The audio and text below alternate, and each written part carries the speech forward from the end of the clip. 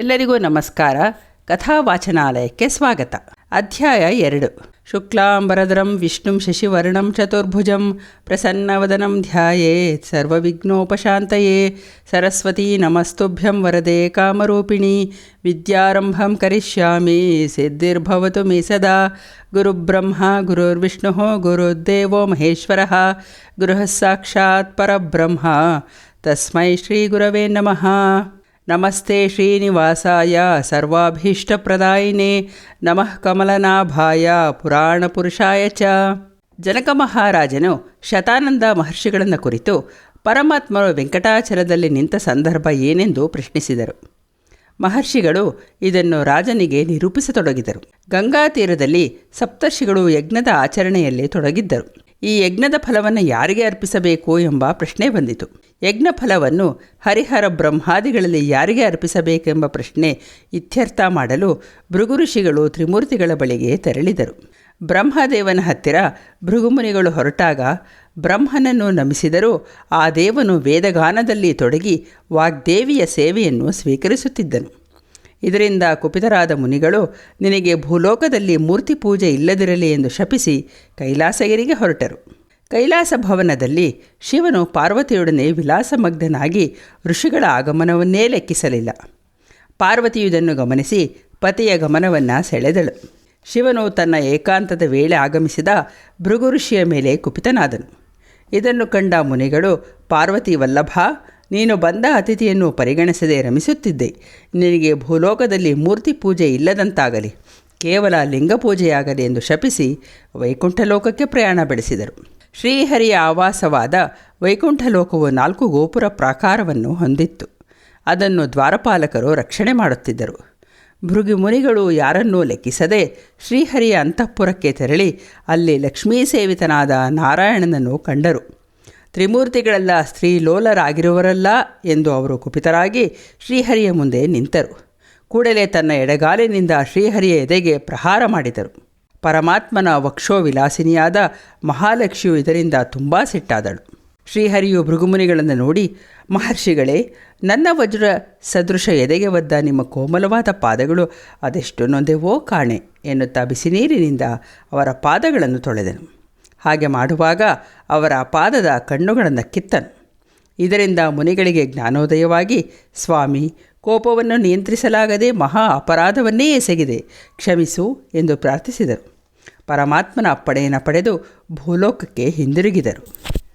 ಭೃಗು ಋಷಿಯು ಭೂಲೋಕಕ್ಕೆ ಹೊರಟ ಬಳಿಕ ಮಹಾಲಕ್ಷ್ಮಿಯು, ಹೇ ಸ್ವಾಮಿ, ನನ್ನ ವಾಸಸ್ಥಾನವಾದ ನಿನ್ನ ವಕ್ಷಸ್ಥಲಕ್ಕೆ ಒದ್ದರೂ ನೀನು ಸುಮ್ಮನಿದ್ದೆ.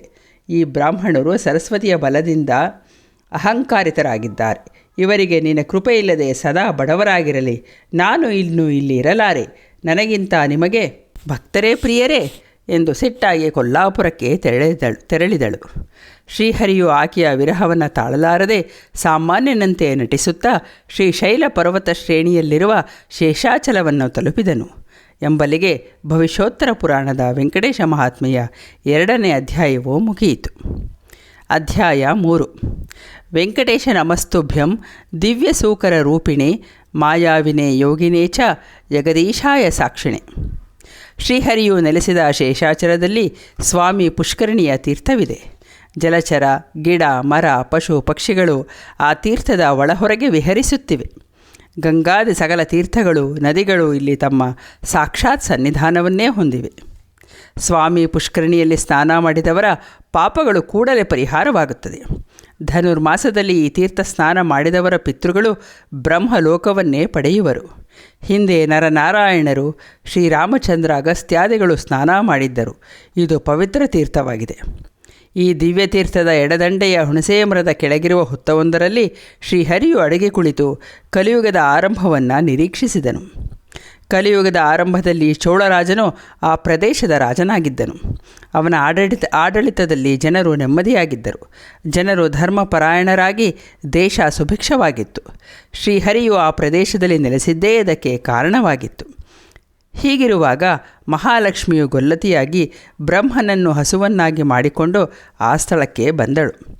ಚೋಳದೊರೆಯ ಆಸ್ಥಾನವನ್ನು ತಲುಪಿದ ಗೊಲ್ಲತಿಯು ತನ್ನ ಹಸುವನ್ನು ಮಾರಿದಳು. ಕೂಡಲೇ ಮಾಯವಾಗಿ ಕೊಲ್ಲಾಪುರವನ್ನು ಸೇರಿದಳು. ಹೀಗೆ ಸ್ವಾಮಿಯ ಸೇವೆಗಾಗಿ ಬ್ರಹ್ಮದೇವನು ಹಸುವಾಗಿ ಅಲ್ಲಿ ನಿಂತನು. ಆ ಸುಂದರವಾದ ಹಸು ರಾಜ ಪರಿವಾರದ ಆದರಕ್ಕೆ ಪಾತ್ರವಾಗಿ ಪ್ರತಿದಿನ ಶ್ರೀಹರಿಯ ಸ್ಥಾನವಾದ ಹುತ್ತದ ಬಳಿಗೆ ಹೋಗಿ ಹಾಲನ್ನು ಸುರಿಸಿ ಬರುತ್ತಿತ್ತು. ಇದರಿಂದ ಕ್ರಮೇಣ ಅದು ಕೊಡುವ ಹಾಲು ತಗ್ಗಿ ರಾಜನಿಗೆ ಸಂಶಯ ಬಂದಿತು. ಆ ಗೋವನ್ನು ಮೇಯಿಸುತ್ತಿದ್ದ ಗೋಪಾಲನನ್ನು ಕೇಳಲು ತನಗೆ ಏನೂ ಗೊತ್ತಿಲ್ಲವೆಂದನು. ಇದನ್ನು ಅವನೇ ಹಿಂಡಿಕೊಳ್ಳುತ್ತಿರಬಹುದೆಂದು ತಿಳಿದು ಮಹಾರಾಣಿಯು ಅವನನ್ನು ದಂಡಿಸಿದಳು. ತಾನು ನಿರಪರಾಧಿ ಎಂದು ಬೇಡಿಕೊಂಡರೂ ಪ್ರಯೋಜನವಾಗಲಿಲ್ಲ. ಇದರಿಂದ ಕುಪಿತನಾದ ಗೋಪಾಲಕನು ಈ ಹಸು ತನ್ನ ಹಾಲನ್ನು ಎಲ್ಲಿ ಸುರಿಸುತ್ತಿದೆ ಎಂದು ತಿಳಿಯಲು ತಾನೂ ಅದನ್ನು ಹಿಂಬಾಲಿಸಿದನು. ಆ ಹಸು ಹಿಂಡನ್ನು ತೊರೆದು ಶೇಷಾಚಲದ ಹುಣಸೆಯ ಮರದ ಬುಡದಲ್ಲಿದ್ದ ಹುತ್ತದ ಬಳಿ ನಿಂತು ಹಾಲನ್ನು ಸುರಿಸಿತು. ಇದನ್ನೇ ಕಣ್ಣಾರೆ ಕಂಡ ಗೋವಳನು ಅಪಾರವಾದ ಸಿಟ್ಟಿನಿಂದ ಗೋವಧೆ ಎಂಬುದನ್ನು ಮರೆತು ತನ್ನ ಕೈಗೊಡಲಿಯಿಂದ ಅದನ್ನು ಹೊಡೆಯಲೆತ್ನಿಸಿದಾಗ ಶ್ರೀಹರಿಯು ತನ್ನ ತಲೆಯನ್ನು ಕೊಟ್ಟನು. ಭಕ್ತವತ್ಸಲನಾದ ಶ್ರೀಹರಿಯ ಕರುಣೆ ಎಂಥದ್ದು! ಮಾನವರೂಪಿ ಪರಮಾತ್ಮನ ತಲೆಗೆ ಕೊಡಲಿ ಪೆಟ್ಟು ಬಿದ್ದು ಚಿಮ್ಮಿದ ರಕ್ತ 7 ತಾಳೆಯ ಮರದ ಎತ್ತರಕ್ಕೆ ಪುಟಿಯಿತು. ಇದನ್ನು ಕಂಡ ಗೋಪಾಲನು ಎದೆಯೊಡೆದು ಸಾವನ್ನಪ್ಪಿದನು. ಗೋಪಾಲನು ಮಡಿಯಲು ಆ ಗೋವು ಅರಮನೆಗೆ ಹಿಂತಿರುಗಿ ನೆಲದಲ್ಲಿ ಹೊರಳಾಡುತ್ತಾ ಶೋಕಿಸುತ್ತಿತ್ತು. ಚೋಳದೊರೆಗೆ ಸಂಶಯ ಬಂದು ಸೇವಕನೊಬ್ಬನನ್ನು ಕರೆದು ಅದೇನೆಂದು ತಿಳಿದು ಬರಲು ಕಳುಹಿಸಿದನು. ಆ ಹಸು ನೇರವಾಗಿ ಹುತ್ತದ ಬಳಿ ತಲುಪಿತು. ಅಲ್ಲಿನ ದೃಶ್ಯವನ್ನು ನೋಡಿ ಸೇವಕನು ರಾಜನಿಗೆ ನಡೆದ ಸಂಗತಿಯನ್ನೆಲ್ಲ ತಿಳಿಸಿದನು. ರಾಜನು ರಥವನ್ನೇರಿ ಆ ಜಾಗವನ್ನು ತಲುಪಿ ಗೋಪಾಲನ ಮೃತದೇಹವನ್ನು ನೋಡಿ ಯಾರು ಈ ಕ್ರೂರ ಕೃತ್ಯವನ್ನು ಎಸಗಿರಬಹುದು ಎಂದು ವಿಚಾರಿಸಿದನು. ಚೋಳರಾಜನ ಆಕ್ರಂದನವನ್ನು ಕೇಳಿದ ಶ್ರೀಹರಿಯು ಹುತ್ತದಿಂದ ಮೇಲೆದ್ದು ಬಂದನು. ರಾಜನನ್ನು ನೋಡಿ, ಅನ್ಯಾಯಕಾರಿ ದೊರೆಯೇ, ಅಹಂಕಾರದಿಂದ ನಿನ್ನ ಸೇವಕ ಗೋಹತ್ಯೆ ಮಾಡಿದ್ದಾನೆ. ಇದರ ಹೊಣೆ ನಿನ್ನದು. ನಾನು ಅನಾಥ. ಹೆಂಡತಿಯ ವಿರಹವನ್ನು ತಾಳಲಾರದೆ ಇಲ್ಲಿ ಬಂದು ಹೇಗೋ ಕಾಲ ಸಾಗಿಸಿದ್ದೆ. ಇಲ್ಲಿಯೂ ನಿನ್ನ ಗೋಪಾಲಕ ಕೊಡಲಿಯಿಂದ ಹೊಡೆದ. ಈ ಎಲ್ಲ ಕೃತ್ಯಗಳಿಗೆ ಕಾರಣನಾದ ನೀನು ಪಿಶಾಚಿ ಜನ್ಮ ತಾಳು ಎಂದು ಶಾಪ ನೀಡಿದನು. ಚೋಳರಾಜನಿಗೆ ಶ್ರೀಹರಿಯ ಶಾಪ ತಟ್ಟಿ ಪಿಶಾಚಿ ರೂಪವನ್ನು ತಾಳಿ ಶ್ರೀಹರಿಯ ಪಾದಗಳಲ್ಲಿ ಬಿದ್ದು ಕ್ಷಮಿಸುವಂತೆ ಬೇಡಿಕೊಂಡು ನಮಸ್ಕರಿಸಿದನು ಎಂಬಲ್ಲಿಗೆ ಭವಿಷ್ಯೋತ್ತರ ಪುರಾಣದ ವೆಂಕಟೇಶ್ವರ ಮಹಾತ್ಮೆಯ 3ನೇ ಅಧ್ಯಾಯವೂ ಮುಗಿಯಿತು. ಉತ್ತಿಷ್ಠ ಉತ್ತಿಷ್ಠ ಗೋವಿಂದ ಉತ್ತಿಷ್ಠ ಗರುಡಧ್ವಜ ಉತ್ತಿಷ್ಠ ಕಮಲಾಕಾಂತ ತ್ರೈಲೋಕ್ಯಂ ಮಂಗಳಂ ಕುರು. ಧನ್ಯವಾದಗಳು. ತಪ್ಪಿದ್ದರೆ ಕ್ಷಮಿಸಿ.